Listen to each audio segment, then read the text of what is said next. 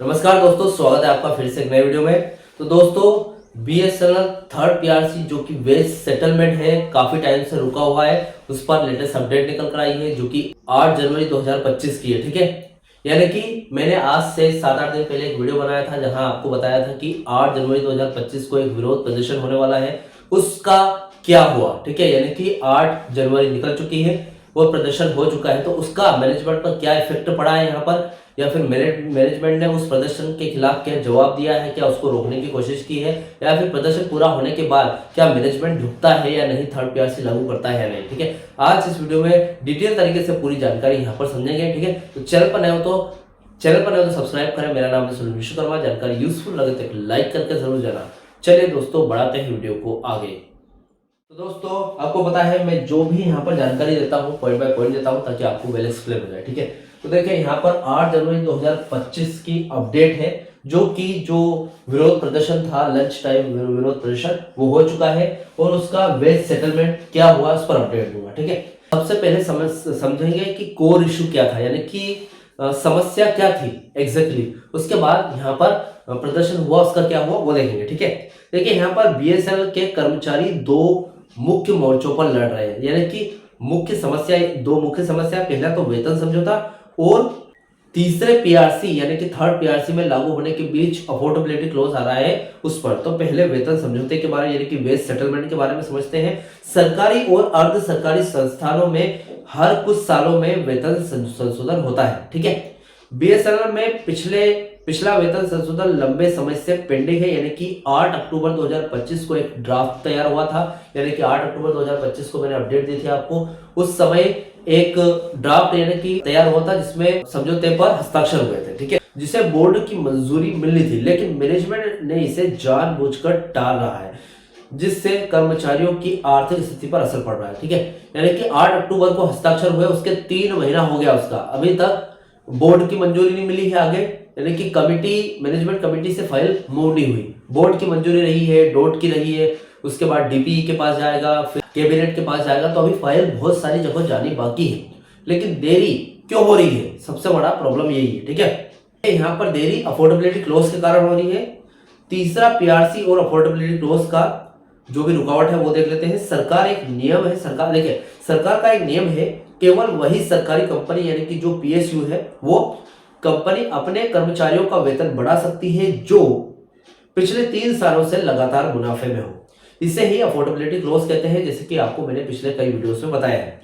क्योंकि बीएसएनएल अभी घाटे में है और इससे उभरने की बहुत ही ज्यादा कोशिश कर रही है। ठीक है, इसलिए सरकार इस क्लॉज का हवाला देकर वेतन की मंजूरी नहीं दे रहा है। ठीक है, और वेतन नहीं बढ़ा रहा है। कर्मचारी चाहते हैं कि सरकार बीएसएनएल को एक विशेष मामला माने और इस शर्त पर छूट दे, यानी कि कर्मचारी काफी टाइम से पेंडिंग थर्ड पीआरसी को लागू करवाना चाहते हैं। इसलिए वो बोल रहे हैं कि बीएसएनएल के टाइम पर या फिर बीएसएनएल को लेकर इस मामले को थोड़ा सा छूट दी जाए इस मामले में, और थोड़ा सा बीएसएनएल को एक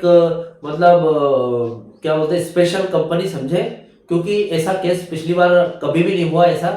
तो इसलिए यहाँ पर अफोर्डेबिलिटी की छूट दे दे ताकि कर्मचारियों को भी उनका हक मिल सके। ठीक है, अभी दूसरा पॉइंट है 8 जनवरी की घटना का इंपॉर्टेंट देख लेते हैं। देखिए, डीप एनालिसिस ऑफ इवेंट जो हुआ था, देखिए इस दिन जो हुआ वो महज एक विरोध प्रदर्शन नहीं था, बल्कि कर्मचारियों की रणनीति का हिस्सा था। एकजुटता, सबसे पहले यूनिटी ऑफ यूनियन बात कर लेते हैं। ठीक है, अक्सर यूनियनों में मतभेद होते हैं, यानी कि आपस में ही उनके बीच में लड़ाई होती है, लेकिन जहां सभी यूनियनें और एसोसिएशन एक साथ मिलकर आ गई और एग्जीक्यूटिव अधिकारी है और नॉन एग्जीक्यूटिव जो कि कर्मचारी साथ में मिलते हैं, तो प्रशासन पर दबाव कई गुना बढ़ जाता है। ठीक है, यहाँ पर एग्जीक्यूटिव कर्मचारी की बात करें यानी कि अधिकारी की, तो उनके यूनियंस कुछ अलग बात करते हैं, मतभेद होते रहते हैं इनमें, और कर्मचारियों के यूनियंस यानी कि नॉन एग्जीक्यूटिव कर्मचारी के यूनियंस अलग है। अभी यहाँ पर वेतन समझौते की बात हो रही है, जिसमें एग्जीक्यूटिव एम्प्लॉइज और नॉन एग्जीक्यूटिव एम्प्लॉइज दोनों ही अपने हक के लिए थर्ड पीआरसी मांग रहे हैं, तो दोनों एकजुट होकर इस प्रदर्शन में शामिल हुए हैं। तो इससे क्या है, मैनेजमेंट पर दबाव बनेगा और दबाव से कुछ ना कुछ तो यहाँ पर जरूर होगा, कार्यवाही आगे बढ़ेगी। ठीक है, अब मैनेजमेंट की आपातकालीन बैठक हुई है। ठीक है, इस दबाव के कारण प्रदर्शन शुरू होने से ठीक पहले सुबह सुबह डायरेक्टर एचआर द्वारा मीटिंग बुलाना यह दिखाता है कि मैनेजमेंट दबाव महसूस कर रहा है। वे चाहते थे कि किसी तरीके से यह प्रदर्शन टल जाए, लेकिन यूनियन लीडर्स ने झुकने से मना कर दिया। यहाँ पर आपातकालीन एचआर मीटिंग भी बुलाई गई है। एचआर ने एक मीटिंग बुलाई ठीक प्रदर्शन से ठीक पहले, यानी कि सुबह के टाइम पे, और इसको रोकने की पूरी कोशिश की गई थी उस मीटिंग में कि रोक दे, लेकिन लीडर्स नहीं माने और इस हड़ताल को किया, ताकि क्या है उनको एहसास हो कि भैया कर्मचारियों के लिए थर्ड पीआरसी कितना जरूरी है। अभी यहाँ पर ये विरोध प्रदर्शन हो गया। इसके बाद यहाँ पर मैनेजमेंट क्या जवाब देती है वो बात से है, जो भी अपडेट आएगी मैं जरूर वीडियो लेकर आऊंगा। यहाँ पर बात ये आती है कि अगर इसके बाद भी नहीं झुकते हैं तो 12 फरवरी को पूरे देश में आंदोलन करने वाले हैं। ठीक है, एक वीडियो मैंने पहले से बनाकर रखा है चैनल पर, आप चेकआउट कर सकते हैं। देखिए, तमिलनाडु चेन्नई का मुद्दा भी है, यहाँ पर इशू है। यह केवल एक क्षेत्रीय इशू नहीं है। अब यहाँ पर यह क्षेत्रीय मुद्दा नहीं रह गया भैया, ये अब कर्मचारियों के सम्मान और मैनेजमेंट की मनमानी के खिलाफ एक प्रतीक यानी कि सिंबल बन गया है। कर्मचारियों का मानना यह है कि अगर एक जगह मैनेजमेंट मनमानी करेगा तो कल को पूरे देश में मनमानी होगी। ठीक है, तो यहाँ पर अच्छी बात है, प्रदर्शन कर रहे हैं। तीसरा पॉइंट है पूर्वी कोर्ट यानी कि दिल्ली का, इस पर क्या जवाब है, क्या बोलते हैं। ठीक है, दिल्ली का कारपोरेट ऑफिस जो कि पूर्वी कोर्ट में है। ठीक है, बीएसएनएल का शक्ति केंद्र यानी कि बीएसएनएल की सारी चीजें यहीं से होती है। वहां हुई विशाल सभा ने एक सीधा संदेश सरकार तक पहुंचाया है। अगर राजधानी में कर्मचारी सड़कों पर है तो इसका मतलब यह है कि असंतोष पूरे देश की जड़ों तक फैल चुका है। ठीक है, तो ये संदेश क्या है, पूर्वी कोर्ट दिल्ली कारपोरेट ऑफिस ने दिया है। ठीक है, सरकार को।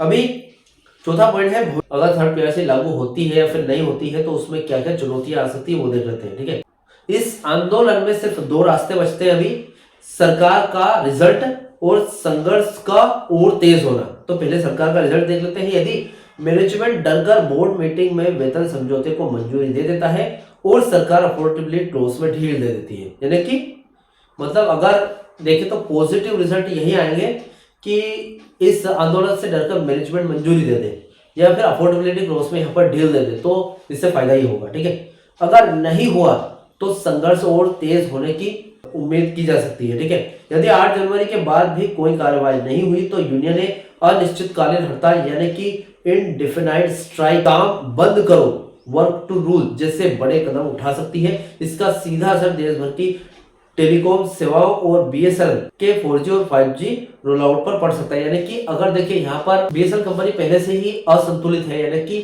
संतुलन में नहीं चल रही है। ठीक है, प्रॉफिट कम है।